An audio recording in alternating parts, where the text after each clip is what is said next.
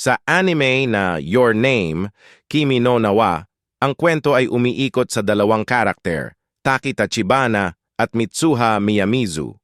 Si Taki ay isang lalaking namumuhay sa Tokyo, habang si Mitsuha ay isang babae na nakatira sa isang maliit na bayan sa rural na Japan.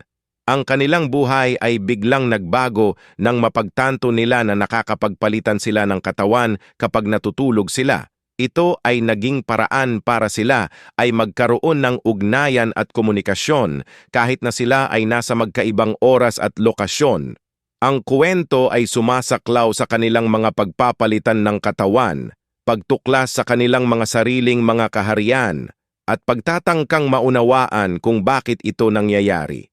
Ang serye ay puno ng mga hindi malilimutang sandali, paglalakbay sa paglipas ng panahon, at ang pangakong matatagpuan ang isa't isa kahit saan o kailanman. Mga ilang award at pagkilala na nakuha ng Your Name, Japan Academy Prize for Animation of the Year, 2017. Your Name ay itinanghal bilang Animation of the Year sa prestihiyosong Japan Academy Prize, Crunchyroll Anime Awards, 2017.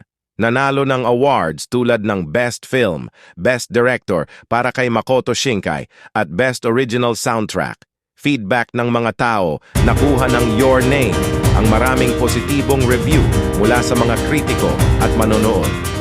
Tinawag itong isang maganda at makabagong pagganap sa romantic fantasy genre.